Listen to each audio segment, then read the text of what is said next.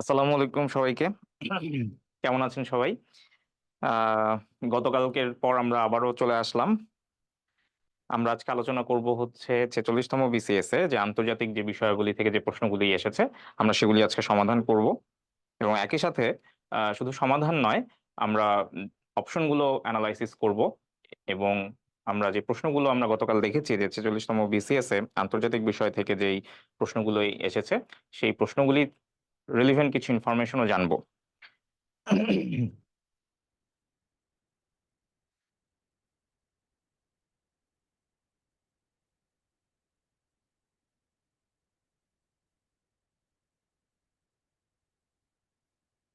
তো আচ্ছা, আশা করি সবাই ভালো আছেন। জি, আমিও ভালো আছি, ধন্যবাদ। আহ ওকে, অনেকেই যুক্ত হয়েছেন।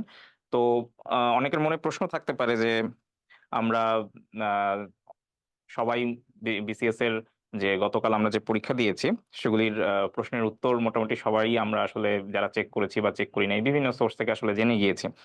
আজকে আসলে কেন তো আজকে আহ, এর কারণ হচ্ছে যে গতকাল আমরা আসলে যখন বিসিএস প্রিলি পরীক্ষা দিয়েছি, যাদের পরীক্ষা ভালো হয়েছে বা খারাপ হয়েছে সবাই কিন্তু মোটামুটি প্রিলি শেষ হয়ে গেছে, তো একদম গা ছেড়ে অনেকেই এরকম আছি আমরা যে একদম গা ছেড়ে দিয়েছি। আবার যখন বিসিএস এর প্রিলি আসবে আবার ওই মাসখানেক আগে বা 7 দিন যখন বাকি থাকবে তখন আবার একটা সিরিয়াসনেস চলে আসে।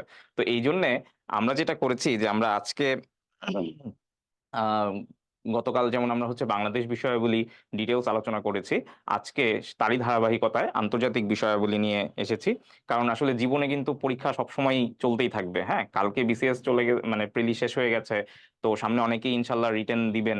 যারা দিবেন না তাদের কিন্তু থেমে থাকলে চলবে না। হ্যাঁ, তো জীবন কিন্তু একটা পরীক্ষা, জীবন মানেই পরীক্ষা। তো আমি একবার ক্লাসে এই কথাটি বলেছিলাম যে জীবন মানেই পরীক্ষা, আমাদের কন্টিনিউয়াসলি আসলে বিভিন্ন পরীক্ষা দিতে হয়, ধৈর্যের পরীক্ষা দিতে হয় বা সবসময় আসলে লেগে থাকতে হয় আমাদের যে টার্গেট বা যে লক্ষ্য আছে সেটার পেছনে। তো ক্লাসে আবার একজন বলেছিল যে না, জীবন মানে পরীক্ষা না। তো আমি ভেবেছিলাম যে আসলে খুব সিরিয়াস হয়তো কোনো কথা আসবে, কিন্তু পরে আমি যখন তাকে জিজ্ঞেস করলাম যে জীবন মানে যদি পরীক্ষা না হয় তাহলে জীবন মানে কি, তো সে প্রতি উত্তরে আমাকে জানালো জীবন মানে হচ্ছে জি বাংলা। হ্যাঁ, তো যাই হোক, আমরা আসলে সেটা আর কি। আচ্ছা, ওকে, আমরা অনেক কমেন্ট পাচ্ছি, তো ঠিক আছে, আমরা মোটামুটি অনেকেই চলে আসছি। তো আমরা এটাই মনে রাখবো, জীবন মানে পরীক্ষা। গতকাল আমাদের পরীক্ষা শেষ হয়ে গেছে মানে কিন্তু আমরা আসলে হাল ছেড়ে দিয়ে বসে থাকবো না। আমরা আসলে আজকে আন্তর্জাতিক বিষয়গুলি একটু দেখি, আলোচনা করি যে আসলে কি কি প্রশ্ন এসেছে। তো গতকাল এখানে সিরিয়াল 31 দিয়ে শুরু হচ্ছে। আমরা গতকাল প্রথম যে মানে জিকে বা বাংলাদেশ আন্তর্জাতিক বিষয়গুলি থেকে টোটাল যে 50টি প্রশ্ন আসে, প্রথম 30টি প্রশ্ন কিন্তু আমরা গতকাল আলোচনা করেছি। আজকে আমরা শুরু করছি আন্তর্জাতিক বিষয়াবলী, যেটি সিরিয়াল শুরু হচ্ছে 31 থেকে। তো প্রথম প্রশ্নটি আমরা একটু দেখি, আমরা শুরু করে ফেলি ঝটপট, দেখি আমরা এটা উত্তর করতে পেরেছি কিনা বা আমরা এটা জানি কিনা। এটা আসলে মুখস্থ একটা আহ, তথ্য বা উত্তর, আমি আসলে এটাতে খুব বেশি আলোচনা করার কিছু নয়। আমরা একটু দেখি। প্রশ্নটি হচ্ছে কোন দিনটি বিশ্ব শরণার্থী দিবস হিসেবে পালিত হয়? ঠিক আছে, কোন আচ্ছা,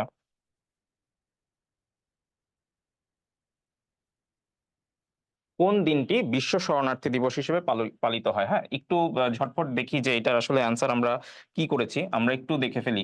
বিশ্ব শরণার্থী দিবস, হ্যাঁ, এটা আমরা একটু মনে মনে রাখবো, মুখস্থ করে ফেলবো। হ্যাঁ, বিশ্ব শরণার্থী দিবস, এটার উত্তর কি? এটার উত্তর কি দেখি, আমরা একটু ঝটপট অ্যান্সার করি।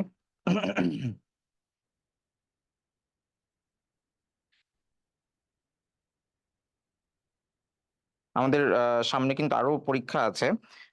আরো কিছু পরীক্ষা আছে, যেমন সম্ভবত মে মাসের শেষে বা জুন মাসের শুরুর দিকে কিন্তু খাদ্য অধিদপ্তরের পরীক্ষা হওয়ার একটা সম্ভাবনা আছে।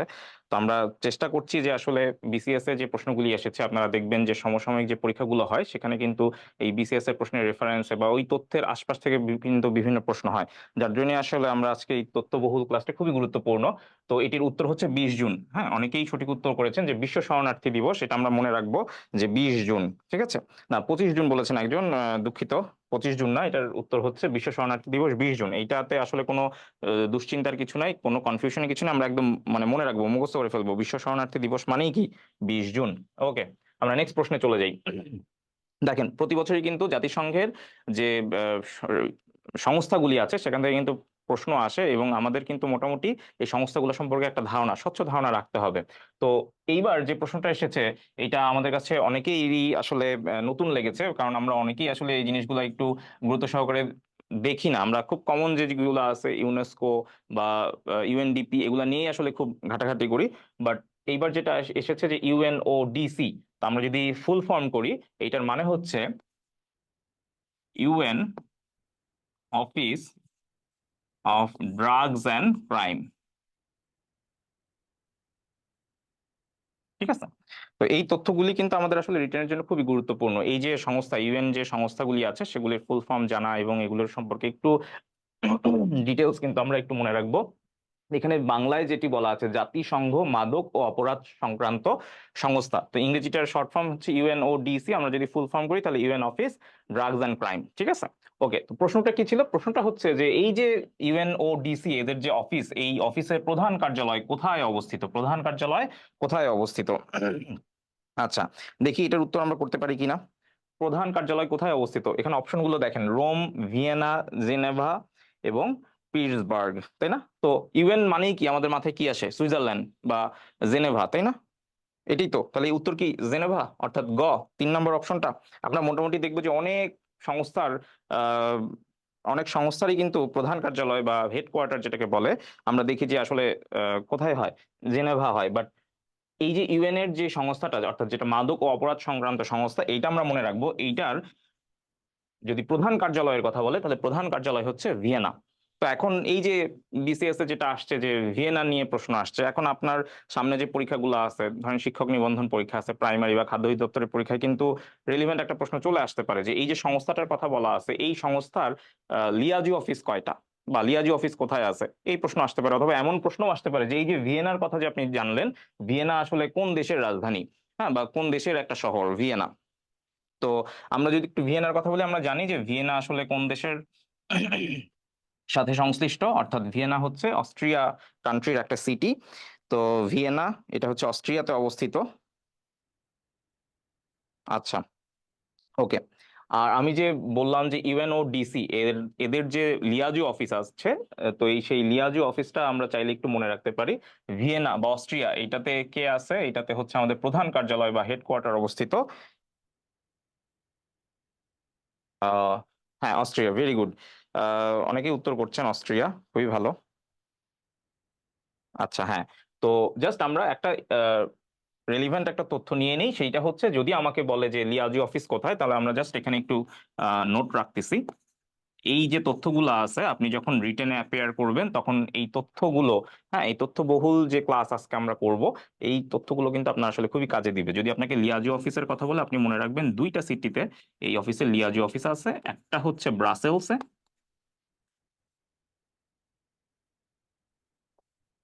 আর একটা হচ্ছে নিউ ইয়র্ক সিটি। আমি জাস্ট ইংরেজিতে লিখে ফেললাম নিউ ইয়র্ক সিটি। ঠিক আছে, তাহলে এই যে ব্রাসেলস এবং কি নিউ ইয়র্ক, এই 2টা সিটিতে কি আছে? এই 2টা সিটিতে হচ্ছে আমার ইউএনওডিসির লিয়াজি অফিস আছে আছে। ঠিক আছে, ওকে, ঠিক আছে। ভিয়েনা, হ্যাঁ, ভেরি গুড, ভিয়েনা, ওকে, ভেরি গুড। আমাদের হেডকোয়ার্টার হচ্ছে ভিয়েনা। ওকে, নেক্সট কোশ্চেনে যাই। নেক্সট কোশ্চেনটা দেখেন, এই কোশ্চেন নিয়ে আসলে প্রচুর মারামারি চলতেছে কালকে থেকে। হ্যাঁ, এই কোশ্চেনটা নিয়ে প্রচুর মারামারি চলতেছে, প্রচুর কনফিউশন চলতেছে। আমি একটু আশা করব যে সবাই একটু আমাকে কমেন্ট করে জানান যে আপনারা কে কোনটা উত্তর করেছেন। ভুল হোক সঠিক হোক যেটাই হোক, আপনারা একটু জাস্ট কমেন্ট করে জানান যে এই প্রশ্নের উত্তর আপনারা কি করেছেন। প্রশ্নটা আমরা ততক্ষণ একটু একটু পড়ি, যে বাংলাদেশ ভারত স্থল সীমান্ত সম্পর্কিত প্রোটোকলটি কত সালে স্বাক্ষরিত হয়? ঠিক আছে, বাংলাদেশ ভারত স্থল সীমান্ত সম্পর্কিত প্রোটোকলটি কত সালে স্বাক্ষরিত হয়? আচ্ছা, বাংলাদেশ ভারত স্থল সীমান্ত, যে আমরা যদি অপশনগুলো দেখি, দেখেন এখানে যে অপশনগুলো আছে 1974, 2011, 2013, 2015। মোটামুটি যারা আমরা বাংলাদেশ ভারত এই চুক্তিটা, স্থল সীমান্ত চুক্তি সম্পর্কে আমরা জানি, যেটাকে আমরা জানি এটার আরো একটা নাম আছে, আমরা যদি নামটা একটু মনে রাখি, সেইটা হচ্ছে ইন্দিরা মুজিব চুক্তি। ঠিক আছে, এটার আরেকটা নাম কি? ইন্দিরা মুজিব চুক্তি। অর্থাৎ বাংলাদেশ এবং ভারতের মধ্যে যে স্থল সীমান্ত চুক্তিটি হয় সেটির নাম হচ্ছে ইন্দিরা মুজিব চুক্তি। এই যে ইনফরমেশন গুলি দিচ্ছি, দেখবেন যে বিসিএস এ তো এই প্রশ্নটা আসছে, হয়তো কোনো একটা জায়গায় প্রশ্ন আসতে পারে যে বাংলাদেশ ভারত যে স্থল সীমান্ত হয় সেটার নাম কি। তো এটাকে আমরা আসলে আরো একটা নামে জানি, সেটা হচ্ছে ইন্দিরা মুজিব চুক্তি। আপনাকে যদি বলে যে এই বাংলাদেশ ভারত স্থল সীমান্ত প্রোটোকলটি কত সালে স্বাক্ষরিত হয়, তাহলে আপনার উত্তর হবে 1974। ঠিক আছে, কি বলছে? কত সালে স্বাক্ষরিত হয়, অর্থাৎ বাংলাদেশ ভারত স্থল সীমান্ত সম্পর্কিত যে প্রোটোকলটি আছে সেটি কত সালে স্বাক্ষরিত হয়, তাহলে সেটি কত সালে হয়? 1974। এবং আসলে এই স্বাক্ষরটা কারা করেন? ইন্দিরা মুজিব নামটা কিভাবে আসছে আমরা বুঝতে পারছি তো। কিন্তু আপনাকে যদি রেটিফিকেশনের কথা বলতো বা অনুসমর্থনের কথা বলতো, তাহলে আপনার উত্তর হইতো 2011। অর্থাৎ এখানে আমরা ছোট্ট করে একটু জিনিস মনে রাখি, সেটা হচ্ছে অনুসমর্থনে স্বাক্ষর হয় 2011 সালে। এবং কারা কারা করেন? এখানে করেন হচ্ছেন ভারতের তৎকালীন প্রধানমন্ত্রী মনমোহন সিং এবং আমাদের প্রধানমন্ত্রী শেখ হাসিনা।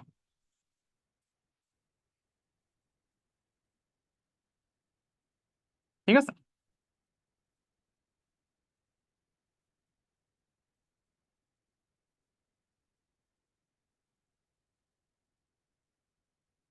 ওকে, তাহলে আমরা কি মনে রাখবো, যদি আমাদেরকে বলে যে অনুসমর্থনের কথা, তাহলে সেটার উত্তর কি হবে? সেটার উত্তর হবে 2011 সালে। ঠিক আছে।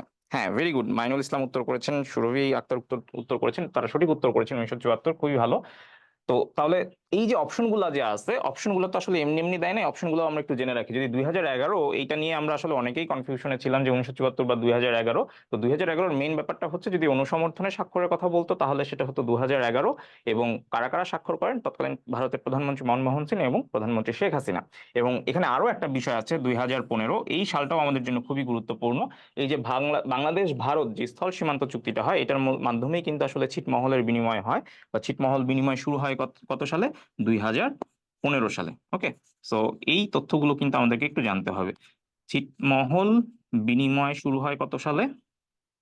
2015 সালে। ঠিক আছে। তো আমরা যখন আসলে রিটেনের জন্য রেগুলার ক্লাসগুলো করব বা রিটেনের প্রিপারেশন নিলে, কিন্তু তখন এই জিনিসগুলো আরো ডিটেলসে পড়বো, তখন কিন্তু এই তথ্যগুলো এমনি কাভার হয়ে যাবে। তো এখন আমরা যেটা করছি, এখন আমরা যারা আসলে কন্টিনিউয়াস চাকরির পরীক্ষা দিচ্ছি বা যারা প্রথমবার বিসিএস পিলিতে অ্যাপিয়ার করেছেন, তাদের জন্য কিন্তু এইভাবে ইস্যু একটু ডিটেলস স্টাডি করা খুবই গুরুত্বপূর্ণ। কারণ আমাদের সামনে যে পরীক্ষাগুলো আছে, তো তারা কিন্তু খুব ইজিলি আসলে এই তথ্যগুলি মনে রাখতে পারবে। কারণ যখন এরকম একটা প্রশ্ন আপনি সলভ করবেন, এই তথ্যগুলো কিন্তু মাথায় থাকে। আপনি যদি নর্মালি জাস্ট একটা বই গল্পের মতো পড়ে যান, তথ্যগুলো আসলে ওইভাবে মনে থাকবে না। আমি বারবার বলতেছি, আপনার মাথায় বারবার এটা হিট করতেছে, আপনার কিন্তু জিনিসগুলো মনে থাকবে ইনশাল্লাহ। হ্যাঁ। ওকে, থ্যাংক ইউ। আমরা নেক্সট কোশ্চেনে চলে যাই। নেক্সট কোশ্চেনটা খুবই গুরুত্বপূর্ণ। এই নেক্সট প্রশ্নটা খুবই গুরুত্বপূর্ণ। আমরা দেখি যে আলেপ্পো শহরটি কোন দেশে অবস্থিত। ঠিক আছে। এইটা আসলে রিপিট একটা প্রশ্ন, এটা বহুবার পরীক্ষায় এসেছে, বিসিএস এও এর আগে এসেছে। আলেপ্পো শহরটি কোন দেশে অবস্থিত?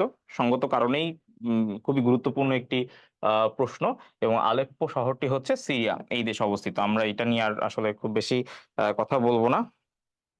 আমরা মোটামুটি সবাই জানি যে আলেপ্পো শহরটি কোথায় অবস্থিত? সিরিয়াতে অবস্থিত। আচ্ছা, না, জর্দান না, এটা সিরিয়াতে অবস্থিত। হুম।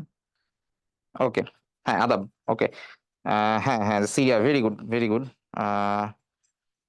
Syria, very good. ওকে, সবাই পারতেছি, এটা নিয়ে আর আসলে কথা বলতেছি না। নেক্সট আমরা প্রশ্নে চলে যাই। নেক্সট প্রশ্নটা কি বলছে দেখি। নেক্সট প্রশ্নে বলছি যে, বলা হয়েছে যে উন্নয়নশীল দেশসমূহের বৈশ্বিক জোট G77 এর বর্তমান সদস্য সংখ্যা কত? ঠিক আছে। তো এই যে G77, আহ উন্নয়নশীল দেশসমূহের বৈশ্বিক জোট, হ্যাঁ, তো G77, এটা আসলে আমরা যদি সবাই মোটামুটি জানি হয়তো, যে এটা যখন আসলে ইনিশিয়েটিভ নেওয়া হয়, তখন 77টা দেশ নিয়ে এই সংগঠনটা শুরু হয়। ঠিক আছে। আমরা যদি একটু G77 এর, কেন G77, এই 77 আসলে কেমনে হইলো, সেইটা যদি আমরা একটু চিন্তা করি, তাহলে আমরা বুঝবো যে এটা আসলে যখন গঠন হয়, এটার ফরমেশনটা যখন হয়, এটার ফরমেশন আমরা একই সাথে একটু মনে রাখতে পারি যে 1964 সালে এটা গঠিত হয়। হ্যাঁ, এই যে G77 কত সালে গঠিত হয়? 1964 সালে। তো এই যে 1964 সালে যখন G77 গঠিত হয়, তখন আসলে এর মেম্বার কান্ট্রি ছিল হচ্ছে 77টি। বর্তমানে এর মেম্বার কান্ট্রি হচ্ছে আসলে 134টি। একদম আপডেট যে তথ্য, সেটা হচ্ছে যে 134টি। বর্তমানে এর সদস্য সংখ্যা হচ্ছে 134টি।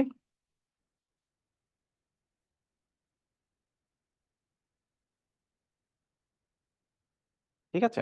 কিন্তু এখানে আমরা যদি একটু অপশনগুলো দেখি, যে 105, 115, 125 এবং 135। তো যেহেতু আসলে আমরা এর সর্বশেষ সদস্য সংখ্যা আমরা জানি হচ্ছে 134, আহ সদস্য সংখ্যা 134, সেক্ষেত্রে আমাদের আসলে রেলিভেন্ট বা কাছাকাছি একটা অপশন হচ্ছে যে 135। সুতরাং আমরা আসলে এইটাকেই সঠিক উত্তর ধরে আগাতে পারি। ঠিক আছে। যে আমাদের যে G77 যে সংস্থাটি আছে, সেটার বর্তমান সদস্য সংখ্যা হচ্ছে 134। 34টি আসলে এখানে অপশন আছে 135, তো আমরা 135টি ধরে নিচ্ছি। এবং একই সাথে ওই যে আমরা বলছিলাম না যে যত মানে বিগ শট মানে যত বড় বড় এরকম সংস্থা আছে গ্লোবাল বা বৈশ্বিক যে সংস্থাগুলো আছে, আপনি দেখবেন ম্যাক্সিমামেরই কিন্তু কি সদর দপ্তর বা হেডকোয়ার্টার আসলে কোথায়? জেনেভাতে। কোথায়? জেনেভা। তো আমি সংক্ষেপে লিখলাম HQ। HQ মানেই হচ্ছে হেডকোয়ার্টার, এবং এটা কোথায় অবস্থিত? জেনেভাতে অবস্থিত। যেমন জেনেভা কোন দেশে অবস্থিত? এই যে সিটিটা জেনেভা, এটা হচ্ছে সুইজারল্যান্ড, আমরা সবাই জানি। তো আমরা যখন আসলে কোন একটা বই খুলে কোন একটা আন্তর্জাতিক সংস্থার রেফারেন্স কোনো বই ধরে যখন পড়তে থাকি, UNDPর হেডকোয়ার্টার এখানে, ইউনেসেফ এর হেডকোয়ার্টার এখানে, ইউনেস্কোর এখানে, এইভাবে আসলে বা বিভিন্ন ট্রিক্স খাটায়ও যখন আসলে আমরা পড়ি, এতগুলা জিনিস একসাথে পড়তে গেলে কিন্তু আমাদের মাথায় থাকে না। তো এই যে BCS এ আসা একটা প্রশ্ন, বা এই যে আপনি যে এইভাবে প্রশ্ন সলভ করতেছেন, এই জিনিসটা কিন্তু আপনি আর ভুলবেন না। এটা যদিও এখানে আলাদাভাবে পড়তেছেন, বাট এটা কিন্তু ভোলার কোনো সুযোগ নাই। এটা কিন্তু আপনার মাথায় সেট হয়ে গেল। আশা করি এটা আপনাদের সবার মনে থাকবে। আচ্ছা, হ্যাঁ, থ্যাংক ইউ। 135 সবাই ঠিকঠাক অ্যান্সার করতে পেরেছেন, খুবই ভালো। ওকে, ঠিক আছে, আমরা তাহলে নেক্সট প্রশ্নে চলে যাই। নেক্সট কোশ্চেন তাহলে আমরা এই জাস্ট জিনিসগুলো মনে রাখবো যে আসলে আপডেটেড নাম্বার কত? 134। এটা আসলে কত সালে প্রতিষ্ঠিত হয়? 1964 সালে। এবং এর হেডকোয়ার্টার কোথায়? জেনেভা। তার G77 আসলে যখন এটা ফাউন্ডিং মেম্বার তখন ছিল হচ্ছে 77টি দেশ। ওকে, ভেরি গুড। আচ্ছা, নেক্সট কোশ্চেনটা দেখি। নেক্সট কোশ্চেন কি বলছে যে 2030 সালের মধ্যে বিশ্বের দরিদ্র নারী, পুরুষ ও শিশুর সংখ্যা অর্ধেককে নামিয়ে আনতে হবে। এটি টেকসই উন্নয়ন লক্ষ্যমাত্রায় কোন অভিষ্ট লক্ষ্য? আচ্ছা, টেকসই উন্নয়ন আহ লক্ষ্যমাত্রা, অর্থাৎ আমরা যদি এটার ইংরেজিটা খেয়াল করি যে টেকসই মানে কি সাস্টেইনেবল ডেভেলপমেন্ট গোল, SDG। তো এই SDGর যে আমরা জানি যে 17টা যে গোল আছে, তার মধ্যে আসলে প্রথম যে টার্গেট আছে সেটাই হচ্ছে কিন্তু কি পোভার্টি নিয়ে বা দারিদ্রতা নিয়ে। ঠিক আছে, তো এখানে যে কথাটা বলছে আমরা আসলে যদি আহ যেমন এই যে আসন্ন যে খাদ্য অধিদপ্তরের যে পরীক্ষা আছে, বা সামনে যদি আরো যে পরীক্ষাগুলো আছে, ওইখানে কিন্তু আমাদের আসলে নর্মালি এই 17টা গোল জানলেই হয়, কিন্তু BCS এ বা BCS রিটেনের জন্য কিন্তু আমাদের এই ডিটেলস গুলো একটু লাগবে। হ্যাঁ, যেমন আমি যে বলতেছি টার্গেট 1, সেই টার্গেট 1-এর মধ্যে আবার কোন সাব পয়েন্ট, হ্যাঁ, বা কোন উপ দফায় আর কি বলা আছে সেটাও কিন্তু একটু লাগবে। তো সেটা হচ্ছে টার্গেট 1.2-তে এই কথাটা বলা আছে যে 2030 সালের মধ্যে আমার বিশ্বের যে দরিদ্র নারী, পুরুষ ও শিশু সংখ্যা এগুলো অর্ধেকে নামিয়ে আনতে হবে। ঠিক আছে, ওকে, এটা আমরা একটু, হ্যাঁ, ভেরি গুড, অনেকেই পারতেছেন। আচ্ছা, খুবই ভালো। ভেরি গুড, সবারই হচ্ছে। ঠিক আছে, আমরা নেক্সট প্রশ্নে চলে যাই। 37 নম্বর কোশ্চেনটা কি বলছে দেখি। বৈশ্বিক উন্নয়ন উদ্যোক্তা এর প্রস্তাবক, বৈশ্বিক উন্নয়ন উদ্যোক্তা এর প্রস্তাবক আসলে প্রস্তাব দিচ্ছে কোন দেশ? ঠিক আছে, তো আচ্ছা, ওকে, হুম। তো বৈশ্বিক উন্নয়ন উদ্যোক্তা, এই ধরনের প্রশ্ন যখন আসবে, ধরেন মাঝে মাঝে এমন কিছু প্রশ্ন আসে যেসব প্রশ্নের উত্তর এক প্রশ্নকর্তা আর আল্লাহ ছাড়া আর কেউ জানে না, হ্যাঁ, বা আপনি খুব একটা কনফিডেন্ট না, তখন আপনি অপশনগুলোর দিকে তাকাবেন। তো অপশনগুলোর দিকে তাকাইলে আপনার কাছে যেই অপশনটা একটু মনে হয় যে হ্যাঁ এই দেশটা বা এই অপশনটা একটু হোমরা চোমরা, একটু বিগ শট, একটু বড় নাম, আপনি বুদ্ধি করে আর কি তাকে দাগাই দিবেন, দেখবেন আপনার উত্তর হয়ে যাবে। হ্যাঁ, তো আসলে এই বৈশ্বিক উন্নয়ন উদ্যোগটা এটা আসলে চীনই হচ্ছে এর প্রস্তাবক। এবং এখানে যে অপশনগুলো আছে চীন, জাপান, ডেনমার্ক, সুইডেন, এর মধ্যে আসলে আপনি আমি যেটা বলছি, এখানে আসলে হোমরা চোমরা একটা দেশই আছে, মানে বিশ্বকে শাসন করার মতো একটা দেশ আর কি, বা মোটামুটি ডমিনেটিং একটা কান্ট্রি হচ্ছে চীন। তো এবং আপনি যদি এইভাবে চিন্তা করে দাগান, এটা আসলে হয়ে যাবে। বাট এই জিনিসগুলো আসলে আমরা বিস্তারিত আসলে পড়বো আমাদের যখন রেগুলার ক্লাস হবে, তখন হচ্ছে আমরা এই জিনিসগুলো দেখবো যে বৈশ্বিক উন্নয়ন উদ্যোক্তা এটা আসলে কারা প্রস্তাব করে? চীন প্রস্তাব করে। ঠিক আছে, ওকে, আচ্ছা, খুবই ভালো। খুব সবাই অ্যান্সার করতেছে এবং সবারটা হচ্ছে ভেরি গুড। ওকে, ভেরি গুড, ভেরি গুড। আচ্ছা, আমরা নেক্সট প্রশ্নে যাই। নেক্সট প্রশ্নে কি বলছি আমরা একটু দেখি, আমরা কি ঠিক আছে? হ্যাঁ, সিরিয়াল ঠিক আছে। বাংলাদেশ কত সালে আন্তর্জাতিক শ্রম সংস্থার সদস্যপদ লাভ করে? ঠিক আছে, আন্তর্জাতিক শ্রম সংস্থা, এইটা একটু অ্যান্সার করেন তো দেখি সবাই কি অবস্থা। আন্তর্জাতিক শ্রম সংস্থা, ঠিক আছে, এইটা একটু সবাই অ্যান্সার করেন ঝটপট। আন্তর্জাতিক শ্রম সংস্থার সদস্যপদ লাভ করে কত সালে?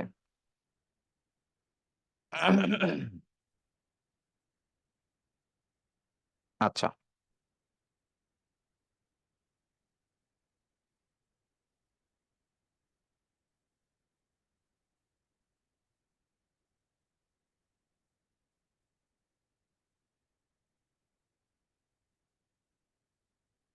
বাংলাদেশ কত সালে আন্তর্জাতিক শ্রম সংস্থার সদস্যপদ লাভ করে? ওকে, হ্যাঁ, ভেরি গুড, সবার হইতেছে।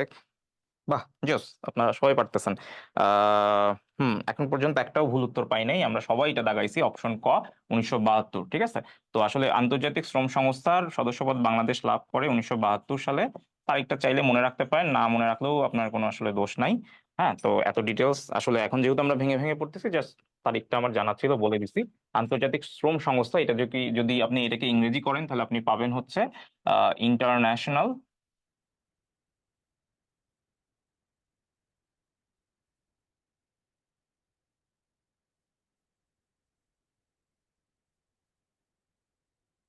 International labour organisation. হ্যাঁ, ভেরি গুড। একজন পারছে তারিখ সহ ২২ জুন ১৯৭২। আচ্ছা, আন্তর্জাতিক শ্রম সংস্থা এটা ইংরেজি করলে দাঁড়ায় হচ্ছে ইন্টারন্যাশনাল লেবার অর্গানাইজেশন, বা যেটাকে আমরা সংক্ষেপে বলি ILO। এটা নিয়ে মনে হয় আমরা প্রায়ই মানে বিভিন্ন সময় যারা আমরা একটু রেগুলার পত্রিকা বা টিভি নিউজ দেখি তারা কিন্তু হয়তো এই ILO প্রায়ই আমরা দেখি যে এটা নিয়ে হচ্ছে আ কোনো কোনো একটা কলামে হয়তো এই নামটা চলে আসছে যখনই হচ্ছে আমরা এই ধরনের কোনো টপিক নিয়ে কথা বলতেছি। আবার মাঝে, মাঝে সার্কুলারও হয়। সেভাবেও আমরা এটার সাথে অনেকেই পরিচিত। তো একটু আগে আমরা বলছি যে যত আন্তর্জাতিক সংস্থা আছে, এক আন্তর্জাতিক সংস্থা মানেই হচ্ছে একটু বড়, বড় যেসব এরকম সংস্থা আছে তাদের হেডকোয়ার্টার জানি কোথায় হয়? মেক্সিমাম অর্গানাইজেশনেরই আমরা দেখছি হেডকোয়ার্টার সুইজারল্যান্ডের একটা সার্টেইন সিটিতে হয়। আপনাদের কি মনে আছে যে কোন সিটির কথা বলছিলাম আমি একটু আগে? ঠিক ওই সিটিতেই কিন্তু এই আইএলওর সদর দপ্তর অবস্থিত। ঠিক আছে? আইএলও ইন্টারন্যাশনাল লেবার অর্গানাইজেশন বা আন্তর্জাতিক শ্রম সংস্থা, সেইটার সদর দপ্তর তাহলে কোথায় একটু বলে ফেলেন তো? একটু বলে ফেলেন তো? আচ্ছা। আমাদের সাথে একজন খুব চমৎকার একটা তথ্য শেয়ার করেছেন যে আইএলওর সাথে আরো কারা, কারা ১৯৭২ সালে তৈরি হয়। Very good.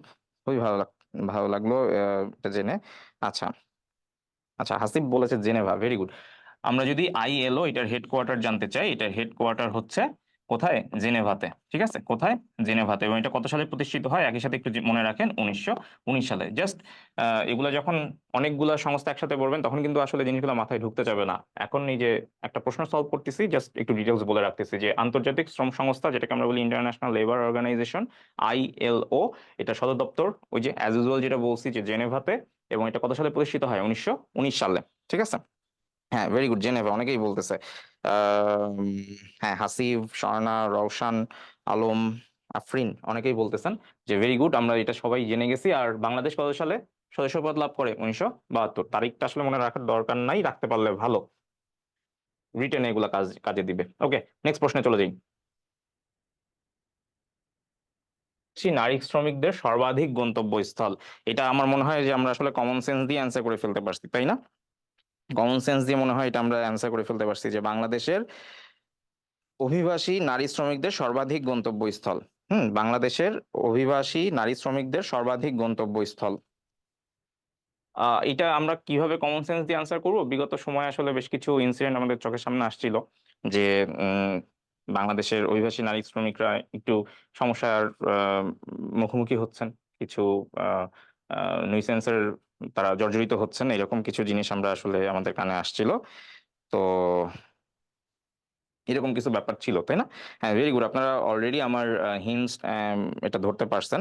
সেটা হচ্ছে আমরা ইতিমধ্যে জানি আসলে এটা খুবই কমন কোয়েশ্চেন, ওই যে যেটা বলতেছিলাম যে প্রশ্নগুলা যদি আমরা একটু দেখি, এখানে আসলে খুব বেশি আ আসলে ভেজালের কিছু নাই। আমরা অপশনটা দেখলেই বুঝতে পারি যে আসলে সৌদি আরব হচ্ছে এটার উত্তর। অনেক সময় যারা প্রশ্ন করেন এটা একটা সাইকোলজি যে আমি যখন প্রশ্ন করব আমি তো প্রশ্নের উত্তর জানি। হ্যাঁ? তো মেক্সিমাম সময় এরকম হয় যে আমি যেটা প্রশ্নের উত্তর জানি ওইটাই আমি না ক-তে সেট করে ফেলি। এরকমও হয় অনেক সময়। তো অনেকভাবেই আসলে ব্যাখ্যা দেয়া যায়। তো যাই হোক, তো এটা আমাদের জন্য খুব চমৎকার, মানে খুব সহজ এই অনুমেয়যোগ্য একটা প্রশ্ন ছিল যে বাংলাদেশের অভিবাসী নারী শ্রমিকদের সর্বাধিক গন্তব্যস্থল হচ্ছে সৌদি আরব। ওকে, আচ্ছা। এইটা আরেকটা প্রশ্ন ছিল যেটা নিয়ে আসলে আ খুব মারামারি হইছে, চিল্লাচিল্লি হইছে। আমরা ৪০ নম্বর প্রশ্নে চলে যাই যে COP28 সম্মেলনটি কি সম্পর্কিত? দেখি এইটা একটু সবাই অ্যান্সার করেন। এইটা একটু সবাই অ্যান্সার করেন যে আসলে কে কি আ ইয়া করছেন। হুম? COP28 সম্মেলনটা আসলে কি নিয়ে হয়? বা COP28, এই যে COP, conference of the parties, ঠিক আছে? একটু আমরা অ্যান্সার করি তো দেখি কার কি অবস্থা।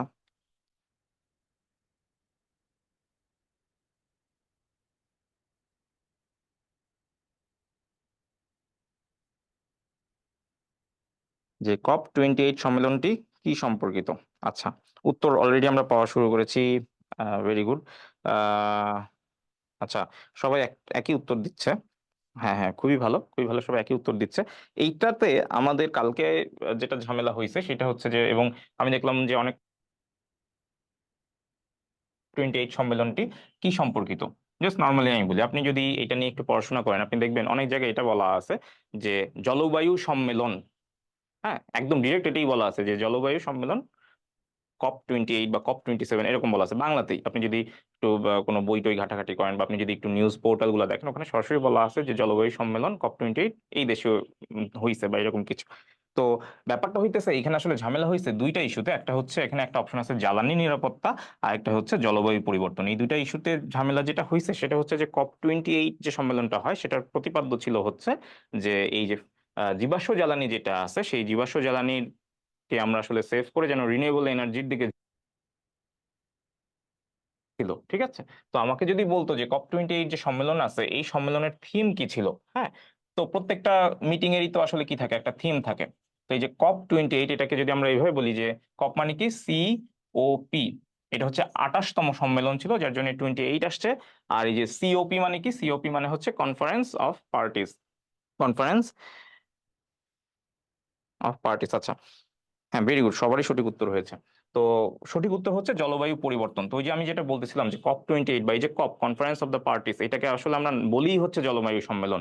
সুতরাং আপনাকে যদি বলে যে COP28 সম্মেলনটা কি সম্পর্কিত, কি নিয়ে হয়, জলবায়ু পরিবর্তন, যদি বলে যে এই সম্মেলনটা যে হয়েছে ওইটার থিম কি ছিল, তখন আপনি হয়তো বলতে পারেন যে হ্যাঁ, জ্বালানি নিরাপত্তা বা জীবাশ্ম জ্বালানির ব্যবহার কমানো অথবা রিনিউয়েবল এনার্জির দিকে ঝুঁকে যাওয়া। হ্যাঁ, এই ব্যাপারগুলো তখন আসবে। যদি বলে COP28 সম্মেলনের প্রতিপাদ্য কি ছিল, থিম কি ছিল, তখন হচ্ছে জ্বালানি নিরাপত্তা। বাট যদি বলে কি সম্পর্কিত, কপ মানেই কি জলবায়ু সম্মেলন। এটা কিভাবে মনে রাখবেন, এটা আরেকটা ওয়ে আছে, সেটা হচ্ছে এই যে সিওপি বা এই যে কপ যে সম্মেলনগুলো হয়, এই সম্মেলনগুলো আসলে কার সাথে অ্যাসোসিয়েটেড, UNFCCC। হ্যাঁ, তো খুব বেশি সিসি করার দরকার নাই, ও আসলে ভালো একটা অর্গানাইজেশন। তো এইখানে যেটা হয় যে ইউএনএফসিসি এটা আসলে কি, এটা হচ্ছে, আমি ইউএন মানে তো সবাই বুঝতেছি, ওটা আমি লিখতেছি না। ইউএন মানে হচ্ছে ইউনাইটেড নেশনস। এফ দিয়ে কি বুঝায়, এফ দিয়ে হচ্ছে ফ্রেমওয়ার্ক, এই সি দিয়ে বুঝে হচ্ছে কনভেনশন।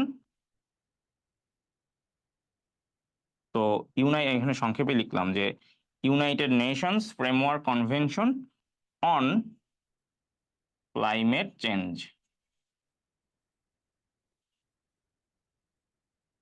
ঠিক আছে, United Nations framework convention of on climate change. তাহলে এই যে কপ বা কনফারেন্স অফ দ্য পার্টিস এর সাথে আসলে কে অ্যাসোসিয়েটেড, UNFCCC।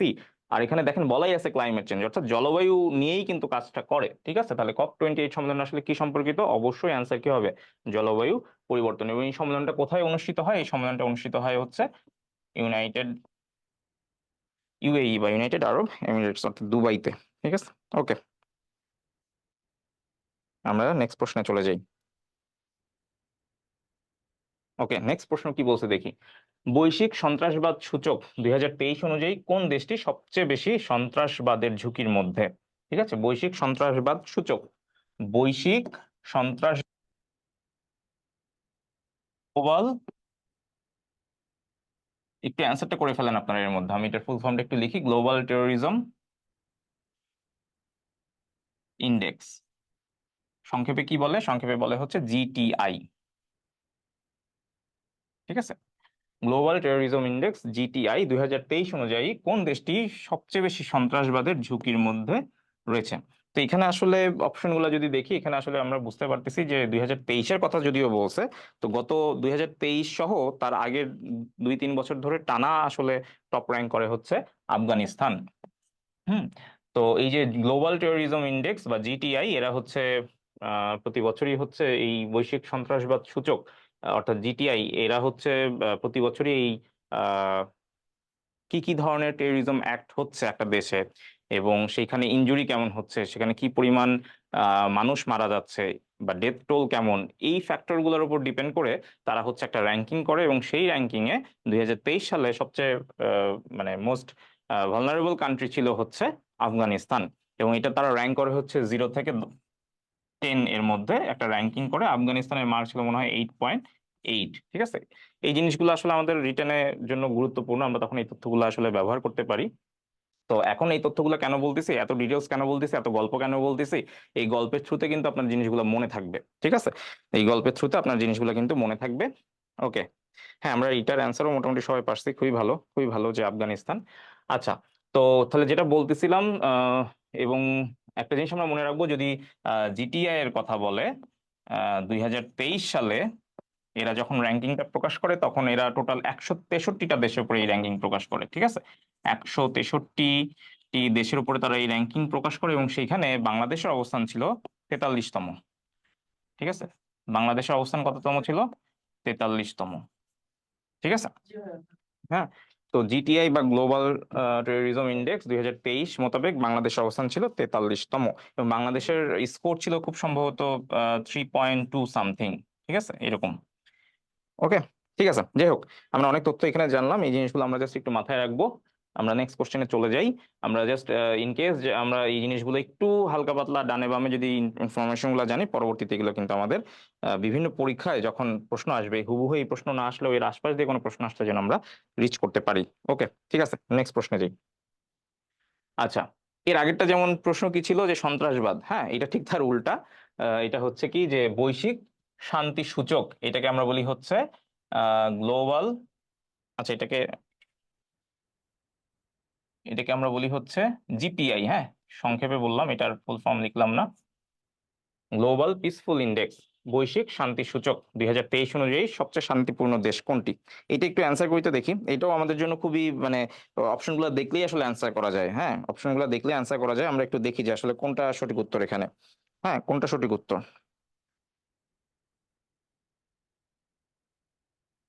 একটু অ্যান্সার করি সবাই, যে বৈশ্বিক শান্তি সূচক 2023 অনুযায়ী সবচেয়ে শান্তিপূর্ণ দেশ কোনটি? 2023, হ্যাঁ 2023। আচ্ছা, হ্যাঁ very good.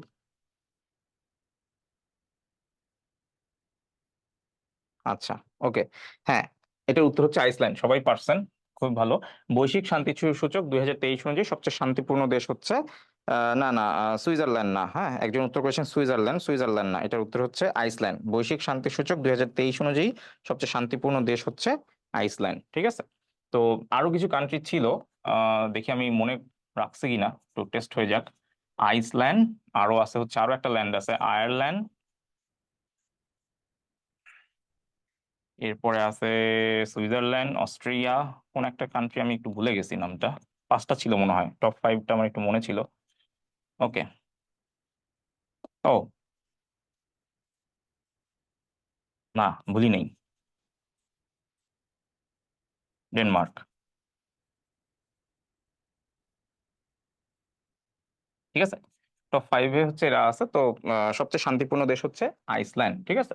Global peaceful index 2023, এটা হচ্ছে সবচেয়ে শান্তিপূর্ণ দেশ হচ্ছে আইসল্যান্ড। জাস্ট একটু মনে রাখবেন, জাস্ট একটা ইনফরমেশন আমি একটু শেয়ার করে দিই, প্রশ্ন আসতে পারে।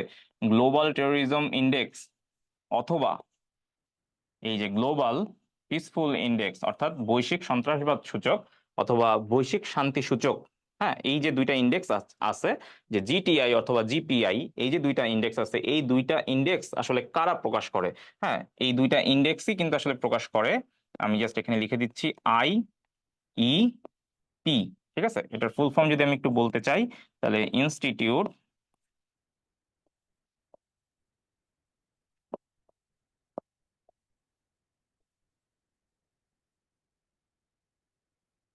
অফ ইকোনমিক্স অ্যান্ড পিস, ঠিক আছে।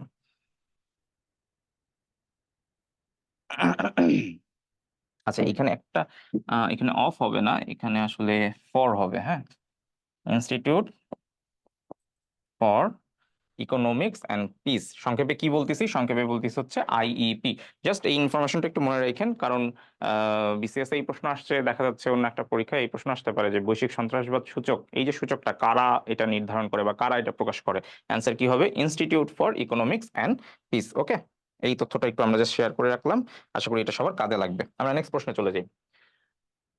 ওকে, সবাই মোটামুটি পারতেছি, হ্যাঁ very good. Iceland, very good, Rasel, Riaz, Surovi অনেকেই অ্যান্সার করছেন, ভেরি গুড ভেরি গুড। আচ্ছা, ওকে, আমরা তাহলে নেক্সট প্রশ্নে চলে যাই, 12 বিধি, দা 12 টেবিলস। হ্যাঁ, এইটা এই ফেসবুকে কালকে আমি দেখলাম যে কারা জানি এটা লিখছে যে স্থাপত্যের 12 নির্দেশনা। হ্যাঁ, তো আমি আমার অনার্সে মানে কখনো এই আর্কিটেকচার ফ্যাকাল্টিতে পড়ার সৌভাগ্যের কারণে আমি আসলে কখনো এরকম কোনো কিছু শুনি নাই যে স্থাপত্যের 12টি মানে নির্দেশনা বা এরকম কোনো গাইডলাইন আছে যেটাকে আমরা আসলে 12 টেবিলস বলি, এইরকম আমি আসলে কখনো শুনি নাই। তো কারা যে আসলে এটা ফেসবুকে দিছিল আমার সেটাও মনে নাই। তো যাই হোক, তো আমরা আসলে যদি জাস্ট নর্মালি বারবার বলতেছি, কালকে যে আমরা বিসিএস প্রিলিটা দিলাম, যে প্রিলিটা আমরা পার করলাম, খুবই চমৎকার প্রশ্ন হয়েছে। আমি একদম লিটারালি মন থেকে বলবো, স্ট্যান্ডার্ড প্রশ্ন তো হয়েছেই। এবং মজার ব্যাপার হচ্ছে কিছু প্রশ্ন এরকম আছে যে আপনি জাস্ট মানে আপনার যদি নাও জানা থাকে, আপনি যদি একটু অপশনগুলো দেখেন, স্থানীয় বা দেশি খেলা এটা হওয়ার কথা না, ফুটবল খেলার নিয়ম এইটাও আমরা আমরা তো খেলাধুলা দেখি রে বাবা, এত তো আসলে আমরা আহ, নির্বোধ না। সো এই গরু আর ঘোড়াতে যে উত্তরগুলো আছে, অপশনগুলো আছে, এটা হওয়ার কোনো সুযোগ নাই। এটা হয়তো আমার জন্য গেস করার সুযোগ মানে সহজ ছিল, কারণ আমি জানি যে স্থাপত্যে এরকম কোনো নির্দেশনা নাই।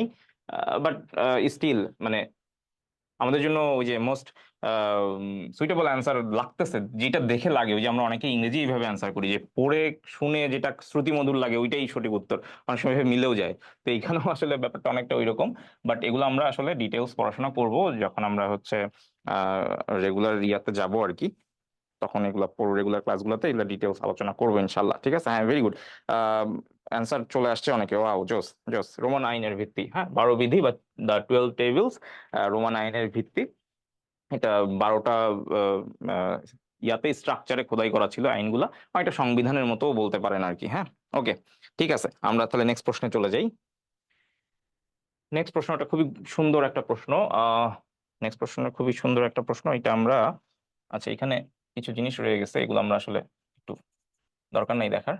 ঠিক আছে, ওকে, নেক্সট কি দেখি, সিয়াচেন হিমবার, হ্যাঁ, বা সিয়াচেন গ্লেসিয়ার, এটাকে অনেকে সিয়াচেন বলে, অনেকে সিয়াচেনও বলে, যার যেভাবে উচ্চারণ করতে পারেন, বাট নর্মালি আমরা সিয়াচেন বলতে পারি। সিয়াচেন হিমবার কোন 2টি দেশের মধ্যে অবস্থিত? এইটার উত্তর আমি একটু জানতে চাই সবার থেকে। হ্যাঁ, একটু নাম, আমার মনে হয় সিয়াচেন এটা উচ্চারণ করলেই মনে হয় আমরা সবাই বুঝতে পারি, তাই না, যেটা কোন দেশের, একটু চিন চিন ব্যাপার আছে, তাই না? সিয়াচেন একটু চাইনিজ চাইনিজ নাম বা একটু উচ্চারণটা ওইরকম। হ্যাঁ, এই যে দেখেন ঝটপট, যেই আমি হিন্স দিই সেই ঝটপট উত্তর চলে আসছে, ভারত ও চীন। ঠিক আছে, এই কাজটাই করা যাবে না, এই এক্সাইটমেন্ট নিয়ে কিন্তু পরীক্ষা দেওয়া যাবে না। ঠিক আছে, ভারত চীন না, সিয়াচেন হিমবার। আমরা যারা আসলে ভারত পাকিস্তান যুদ্ধ নিয়ে একটু পড়াশোনা করছি তারা কিন্তু এটা মোটামুটি ভালো বলতে পারবো। ভারত পাকিস্তান যে বিরোধগুলো আছে, বা বিভিন্ন সময়ে যে আসলে যে যুদ্ধগুলা হয়েছে। আচ্ছা, ভারত ও চীন, বেশ কয়েকটা উত্তর আসছে না, ভারত ও চীন না। একটা সঠিক উত্তর পাইছিলাম কিন্তু সেটা আবার হারায় গেল কেন? আচ্ছা, আচ্ছা, না, এটা সঠিক উত্তর আসলে ভারত চীন না। আমি বলেই দিছি অলরেডি, আসলে সঠিক উত্তর হচ্ছে ভারত ও পাকিস্তান। ঠিক আছে, আচ্ছা, এই যে সঠিক উত্তর চলে আসছে, রওশন আলম তিনি সঠিক উত্তর করছেন, থ্যাংক ইউ। তো ভারত পাকিস্তানের যুদ্ধের কথা বলছিলাম, তো ভারত পাকিস্তানের যে সমসাময়িক বা বিভিন্ন সময় যে যুদ্ধগুলো হয়েছে, আমরা যদি ভারত পাকিস্তান যুদ্ধগুলো একটু ভালো করে স্টাডি করি তাহলে কিন্তু এটা আমাদের জন্য খুব সহজ হয়ে যাবে। কারণ ভারত পাকিস্তানের যে বিভিন্ন সময় যে যুদ্ধগুলো লাগে সেগুলোর নামও আছে। তো একটা যুদ্ধ এরকম মানে সেই ভারত পাকিস্তান যে ওয়ার, সঠিক উত্তর কোনটা? ভারত পাকিস্তান। ঠিক আছে, তাহলে এটা নিয়ে আমরা এখন একটু কথা বলি। তো ভারত পাকিস্তানের সময় যে যে তাদের মধ্যে, এই 2 দেশের মধ্যে যে আহ যুদ্ধ হয়, তো সেখানে একটা যুদ্ধের নাম ছিল এরকম যে সিয়াচেন ওয়ার। ঠিক আছে, বা এটার আরো একটা নাম আছে, সিয়াচেন গ্লেসিয়ার ওয়ার। ঠিক আছে, তাহলে এই যে সিয়াচেন ওয়ার অথবা সিয়াচেন গ্লেসিয়ার ওয়ার, এখান থেকেও কিন্তু আসলে আমরা অ্যান্সারটা খুব ইজিলি করে ফেলতে পারতাম। ভারত পাকিস্তান খুব গুরুত্বপূর্ণ একটা ইস্যু, ঠিক যেমন এখন আসলে ইসরায়েল এবং প্যালেস্টাইনের মধ্যে যে এই এই 2টা দেশের মধ্যে যে রাজনৈতিক অস্থিরতা, এটা যেমন খুব গুরুত্বপূর্ণ ইস্যু, রাশিয়া ইউক্রেন যেমন খুব গুরুত্বপূর্ণ ইস্যু, ভারত পাকিস্তান তো এটা আসলে সারা জীবনই আসলে আমার মনে হয় ইম্পর্টেন্ট ইস্যু থাকবে। তো এই ভারত পাকিস্তানের মধ্যে যে যুদ্ধগুলো হয় তার মধ্যে একটা যুদ্ধ, এটা 1984 সালে সংঘটিত হয়, 1984 সালে এই যুদ্ধ শুরু হয়। এবং আসলে তাদের মধ্যে তো শীতল যুদ্ধ সবসময়ই চলে। হ্যাঁ, তো এই 1984 সালে যে যুদ্ধ হয় এটা ক্লেম করে পাকিস্তান, বাট আলটিমেটলি এটা দাবিদার হচ্ছে বা এটার আসলে কন্ট্রোলে আছে কার? ভারতের। এবং সেই কন্ট্রোলটাও কিন্তু খুব সহজে অর্জন হয় নাই, সেই কন্ট্রোলটা অর্জন হয়েছে প্রায় 19 বছর এই যুদ্ধ চলমান থাকে। তো 2003 সালে এটা আসলে কার দখলে চলে আসে?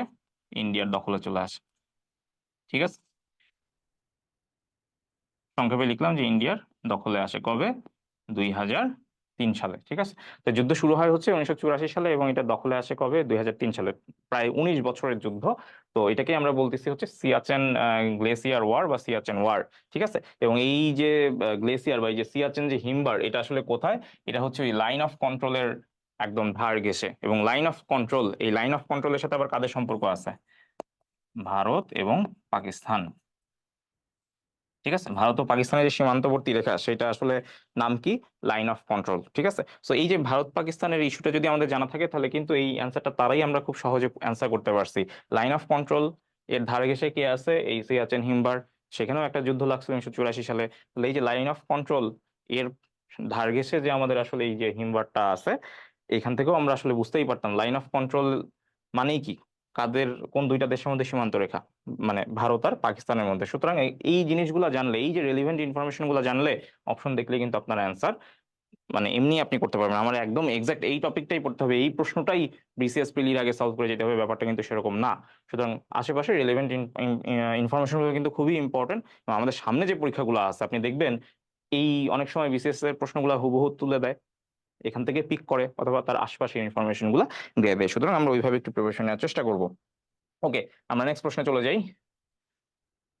আচ্ছা, এইটা আমাদের ওই যে মুখস্থ, আমি যেটা বলছিলাম যে আমাদের আসলে প্রিলির জন্য আসলে জাস্ট ওভার, মানে উপর দিয়ে জিনিসগুলো জেনে গেলে হবে, জেনে গেলেই হবে যে আসলে সাস্টেইনেবল ডেভেলপমেন্ট গোল বা টেকসই উন্নয়ন লক্ষ্যমাত্রা আসলে কয়টি এবং কি কি।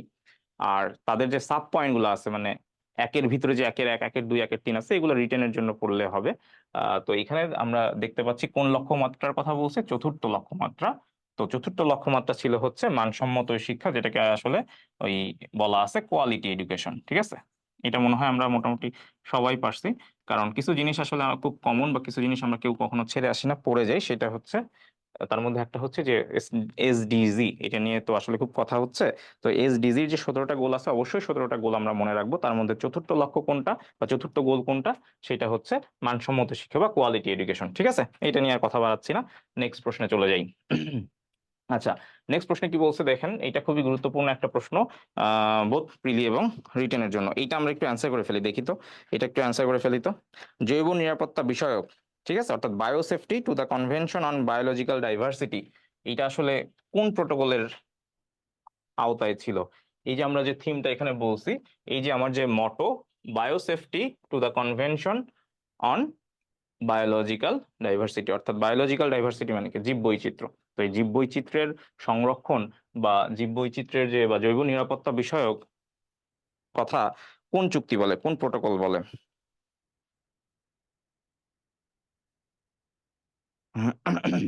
আচ্ছা, এটার উত্তর, এটার উত্তর কি হবে? একটু ঝটপট আমরা করি। অপশনগুলো দেখেন: Cartagena, Cartagena protocol, Montreal protocol, Kyoto protocol এবং প্যারিস চুক্তি, ঠিক আছে। 46 এর এ। আচ্ছা, একটা উত্তর আসছে 46 এর এ, আরেকজন বলছে 46 এর বি। মানে একজন বলছে কার্টাগোনা, একজন বলছে মন্ট্রিল। আচ্ছা, এর মানে 50-50-তে আছে, আমরা এখনো মারামারি করতেছি, একটা একটা করে ভোট পড়ছে। দেখি আরেকজন কি অ্যান্সার দেয়। একজন বলছে কার্টাগোনা প্রোটোকল, আরেকজন হচ্ছে মন্ট্রিল প্রোটোকল। তো আমি একটু জাস্ট কিছু জিনিস শেয়ার করে ফেলি এর মধ্যে। আমরা এখানে আসলে যে 4টা চুক্তির কথা বলছে, আমরা 4টা চুক্তির ব্যাপারে একটু জেনে ফেলবো, হ্যাঁ, যে কোন চুক্তি কি নিয়ে কথা বলছে।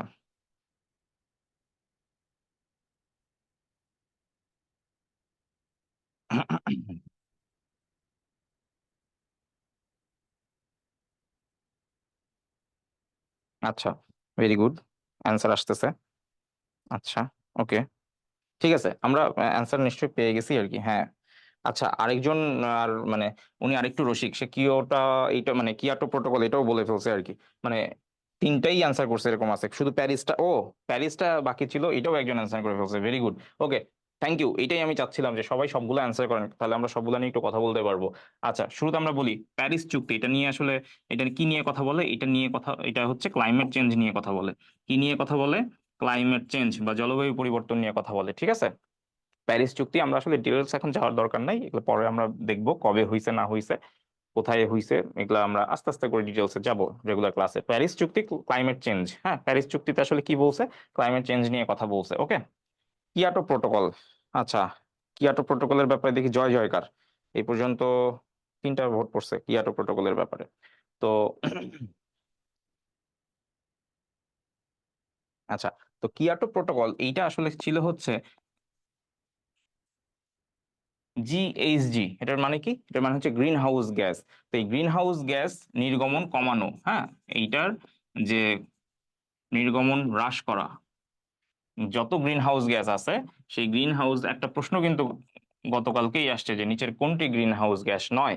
ঠিক আছে, আরো একটা প্রশ্ন আসছিল যে কোনটি গ্রিন হাউস গ্যাস নয়। যাই হোক, তো এই কিয়োটো প্রোটোকলে ওই যে যারা যারা গ্রিন হাউস গ্যাস না, তাদের নির্গমন কিভাবে রোধ করা যায় সেটা নিয়ে কথা হয়েছিল। ঠিক আছে, মন্ট্রিল প্রোটোকল, মন্ট্রিল প্রোটোকলে কি হয়েছিল? মন্ট্রিল প্রোটোকলে বলা হয়েছে যে আমার যে ওজোন স্তরের ক্ষতি হচ্ছে, আমার যে ওজোন স্তরের ক্ষতি হইতেছে, এই ওজোন স্তরের ক্ষয় রোধ কিভাবে আমরা করতে পারি সেগুলো নিয়ে আসলে কথা হয়েছে। ঠিক আছে, তাহলে মন্ট্রিল প্রোটোকল, হ্যাঁ মন্ট্রিল, এটা এইভাবে মনে রাখতে পারেন, মন্ট্রিল। এখান থেকে এইভাবে আসলে এইভাবে মনে রাখা, হ্যাঁ মন্ট্রিল। এটা বাংলায় যখন লিখি তখন আমার কি, এটাও তিনটা অক্ষর লাগতেছে। আমি যখন ওজন বলতেছি তখনও কি এটা বাংলায় লিখতে তিনটা অক্ষর লাগতেছে।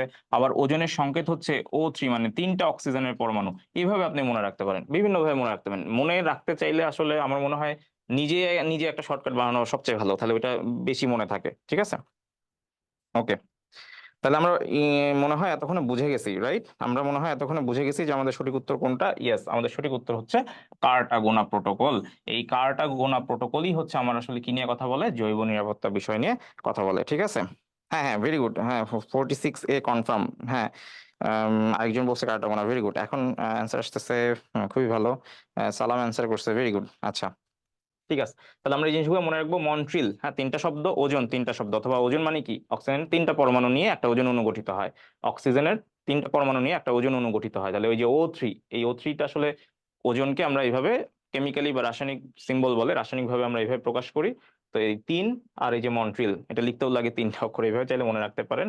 কিয়োটো, হ্যাঁ এটা হচ্ছে গ্রিন হাউস গ্যাস নিয়ে আসলে কথা বলে। আর হচ্ছে প্যারিস চুক্তিতে আমরা জলবায়ু পরিবর্তন নিয়ে কথা বলি। ওকে, ঠিক আছে, আমরা প্রায় শেষের দিকে চলে আসছি। আমরা দেখি 47, ফ্রাইডে ফর ফিউচার কোন ধরনের আন্দোলন? ফ্রাইডে ফর ফিউচার, এইটা ঝটপট অ্যান্সার করে ফেলেন। হ্যাঁ, এইটা একদম দুনিয়া কাঁপাই দিছিল আর কি। ফ্রাইডে ফর ফিউচার, তাড়াতাড়ি একটু বলেন। Friday for future, Friday for future, কে এটা নিয়ে কথা বলছেন? বা আসলে এটা আসলে কি ধরনের আন্দোলন? Friday for future, Friday for future কোন ধরনের আন্দোলন? ধর্মীয় আন্দোলন না, অবশ্যই না। শান্তিবাদী আন্দোলন হইলে আর আন্দোলন কেন করব? গণতান্ত্রিক আন্দোলন না। এটা আমরা সবাই জানি, সবাই অ্যান্সার করতে পারছি। অপশন দেখলে আসলে বোঝা যায় যে আসলে কি হইতে পারে, পরিবেশবাদী আন্দোলন হইতে পারে। এবং আমরা এটা মোটামুটি জানি। আমাদেরই আসলে এক ছোট বোন, আহ সেটা হচ্ছে গ্রেটা থুনবার্গ, খুব সম্ভবত আহ দুই, এটা এখন লিখলাম না, এটা আপনারা একটু জাস্ট দেখে নিন। গ্রেটা থুনবার্গ, হ্যাঁ ভেরি গুড, 47-এর 2 সবাই পারছি। ফ্রাইডে ফর ফিউচার, তো এটা আসলে মেইন থিমটা কি ছিল, যে আসলে গ্রেটা থুনবার্গ সেই স্কুলগামী একজন মেয়ে ছিল। তো সে পরিবেশ রক্ষায় বেশ অগ্রণী একটা ভূমিকা পালন করছে। বা সে ছিল আসলে জন্মগতভাবে সুইডিশ। তো সুইডেনে সে আসলে, সুইডেনের যে পার্লামেন্ট আছে সেই পার্লামেন্টের সামনে সে বসে যায় প্ল্যাকার্ড হাতে নিয়ে এবং আন্দোলন করে। তার থিমটা ছিল যে সপ্তাহে একটা দিন তারা হচ্ছে স্কুল, আহ মানে ব্রেক, মানে কি বলে এটাকে, মানে স্কুলে তারা ক্লাস অ্যাটেন্ড করবে না। এবং তার আসলে মেইন ইয়াটাই ছিল যে পরিবেশকে আসলে রক্ষা করতে হবে। হ্যাঁ, তো ফ্রাইডেতে তারা হচ্ছে ক্লাস অ্যাটেন্ড করতো না, এরকম একটা ব্যাপার ছিল। তো Friday for future, school strike for climate, এটার আরেকটা নাম আছে, ওইটা একটু আমরা জাস্ট জানার জন্য আর কি।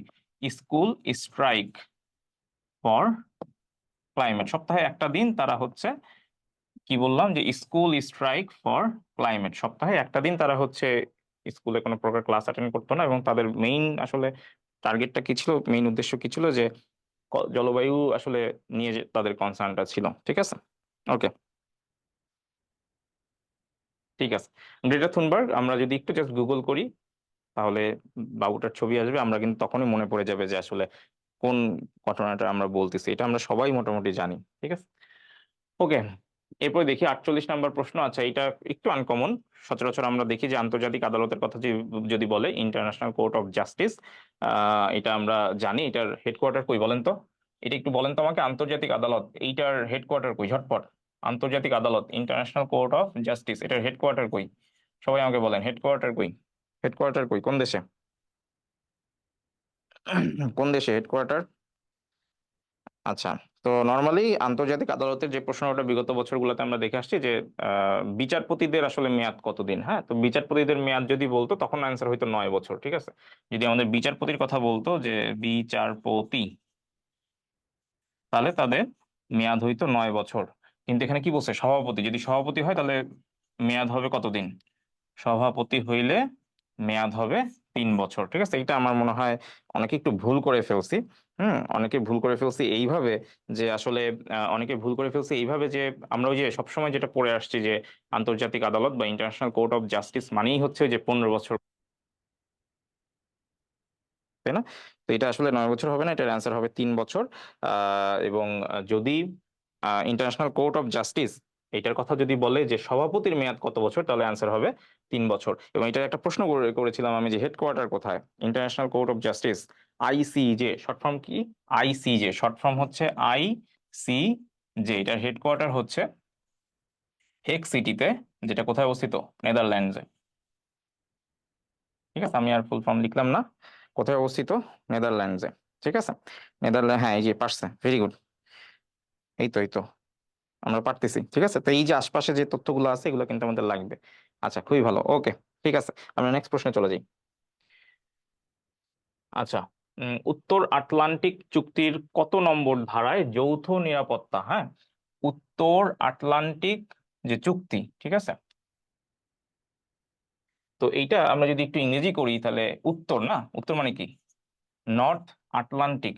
তাহলে নর্থ আটলান্টিক চুক্তি, তো চুক্তি সংগঠিত মানে চুক্তি নর্থ আটলান্টিকের যে ইয়াগুলা আছে, অর্থাৎ যারা অ্যালাই গুলা আছে, সেই অ্যালাই কান্ট্রি গুলা নিয়ে আসলে একটা চুক্তি সংগঠিত হয়, একটা সংঘ গঠিত হয়। তো সেটাকে আমরা বলি হচ্ছে নর্থ আটলান্টিক ট্রিটি অর্গানাইজেশন।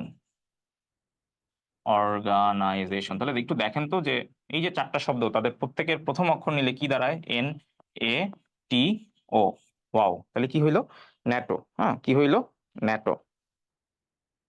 আচ্ছা, তাহলে এই যে ন্যাটোর কথা বলতেছি, এইটা আসলে উত্তর আটলান্টিক চুক্তির কত নম্বর ধারায় যৌথ নিরাপত্তার ধারণাটি ব্যক্ত করা হয়েছে? তো এই যে আমরা যেটা করছিলাম যে SDG, সাস্টেইনেবল ডেভেলপমেন্ট গোল বা টেকসই উন্নয়ন লক্ষ্যমাত্রা, ঠিক আছে, তো সেখানে আমরা কি করছিলাম, সেখানে আমরা বলছিলাম যে আমরা অ্যাটলিস্ট 17টা ইয়া মনে রাখবো, 17টা গোল মনে রাখবো। এবং আমরা একটু ডিটেলস প্রিপারেশন বা একটু বিস্তারিত জানার জন্য বা রিটেন প্রিপারেশনের জন্য কিন্তু তখন একইভাবে আমরা এই যে উত্তর আটলান্টিক যে চুক্তিগুলো আছে আমরা চেষ্টা করব যে চুক্তির অ্যাটলিস্ট ধারাগুলা, ধারার ভিতরে ডিটেলস না জানলেও, ধারার উপধারাগুলো না জানলেও অ্যাটলিস্ট ধারাগুলো জানবো। এবং এই আবারও বলতেছি, আমাদের যে রেগুলার ক্লাসগুলো হবে সেখানে এগুলো আলোচনা করব। তো এই যে ন্যাটো যে অর্গানাইজেশনটা আছে, তো এই ন্যাটো বা উত্তর আটলান্টিক চুক্তির কত নম্বর ধারায় যৌথ নিরাপত্তা, অর্থাৎ যৌথ নিরাপত্তা, এটা নিয়ে একটু কথা বলবো। কোন আর্টিকেলে এটা আছে? এটার অ্যান্সার হচ্ছে আর্টিকেল 5। ঠিক আছে, এটার অ্যান্সার হচ্ছে আর্টিকেল 5। একজন বলছে 3। না না না, 3 না। একজন বলছে আর্টিকেল 4। আচ্ছা, ওকে। আচ্ছা, তো আর্টিকেল 5-এ হচ্ছে যৌথ নিরাপত্তার কথা বলছে, অর্থাৎ ন্যাটো ভুক্ত যে দেশগুলো আছে সেই দেশের কোনো একটা দেশ যদি কোনোভাবে আক্রমণের শিকার হয়, তখন ন্যাটোভুক্ত বাকি দেশগুলোও মনে করবে যে তারাও অ্যাটাকের শিকার হয়েছে এবং তারা যৌথভাবে কি তখন সেই অ্যাটাকটা প্রতিহত করবে। তাহলে এই যে যৌথভাবে যে তারা অ্যাটাক প্রতিহত করবে, অর্থাৎ আমরা যদি 5 ভাই হই, আমরা আমার 5 ভাইয়ের কোনো এক ভাইকে যদি, ধরেন আপনার ফ্যামিলিতে আপনি হয়তো আপনার 5 ভাই বোন আছে, কোনো এক ভাই বোনকে যদি কেউ এসে ঠাসঠুস মেরে টুরে যায়, আপনি তখন সব ভাই বোন মিলে তো তারে ধরবেন, তাই না? তো ব্যাপারটা অনেকটা এরকম আর কি, যে এই ন্যাটোভুক্ত যে দেশগুলো আছে কোনো একটা দেশের উপর যদি একটু আঁচড় পড়ে, তখন সবাই মিলে কি ওই অ্যাটাকটা যৌথভাবে সামাল দিবে। তো এই যে যৌথ নিরাপত্তা, এটা উত্তর আটলান্টিক চুক্তির কোথায় বলা আছে? বলা আছে হচ্ছে আর্টিকেল 5-এ। ঠিক আছে, এবং এই যে NATO, north Atlantic treaty organization, এটাকে আমরা যদি এটা ডিটেলস কিন্তু আমাদের পড়তে হবে সবারই। ঠিক আছে, এটা ডিটেলস একটু পড়তে হবে। আমরা কিছু জিনিস এটা মনে রাখবো আর কি।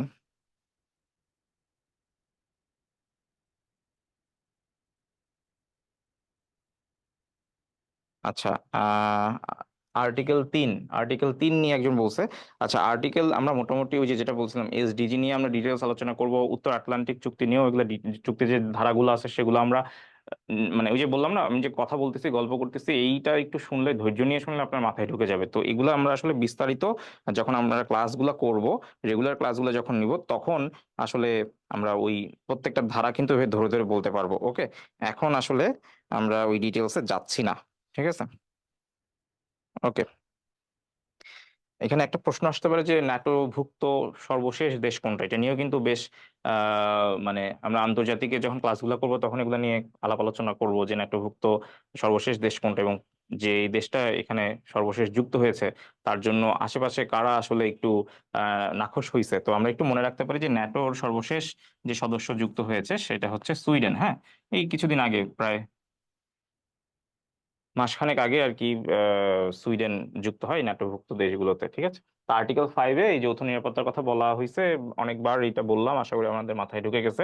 ওকে, আমরা লাস্ট প্রশ্নে চলে আসি। হ্যাঁ, লাস্ট প্রশ্নটা কি বলছে যে আন্তর্জাতিক সম্পর্কের, এটা খুবই গুরুত্বপূর্ণ। এই যে আবারও বলতেছি, মানে এইবার কিন্তু গতানুগতিক ধারার প্রশ্ন কিছুটা হইলেও ওই যে মুখস্থ বিদ্যা নির্ভর বা আম, মানে আপনি যে কিছু গদবাঁধা কয়েকটা বই পড়লেই হয়ে যাবে এরকম কিন্তু না। দিন দুনিয়ার হকিকত হাল হকিকত জানলে কিন্তু আপনার জন্য এই বছর পিলিটা খুবই মানে ভালোভাবে আপনার উতরে যাওয়ার কথা, এবং খুবই স্ট্যান্ডার্ড প্রশ্ন হয়েছে। এইটাই হচ্ছে তার নমুনা। আন্তর্জাতিক সম্পর্কের কোন থিওরিটি, কোন তথ্যটি আন্তর্জাতিক প্রতিষ্ঠানের কার্যকরী ভূমিকার বিষয়ে ইতিবাচক ধারণা প্রদান করে? এটার অ্যান্সার আমরা, এটার অ্যান্সার হচ্ছে উদারবাদ। ঠিক আছে, এটার অ্যান্সার হচ্ছে উদারবাদ। আচ্ছা, হ্যাঁ, থ্যাংক ইউ রাজীব, সমাধান, প্রশ্ন সমাধান ভালো লাগার জন্য। তো রেগুলার আর কি অ্যাটেন্ড করেন, ইনশাল্লাহ আরো ভালো কিছু হবে। তো এটা আসলে উদারবাদ বা উদারতাবাদ বলে। হুম।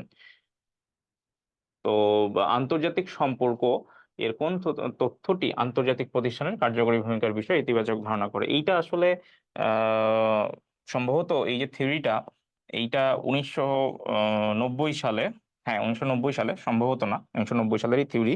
তো 1990 সালে এই থিওরিটা কে দেন? থিওরিটা দেন হচ্ছে রবার্ট কোহেন। ঠিক আছে।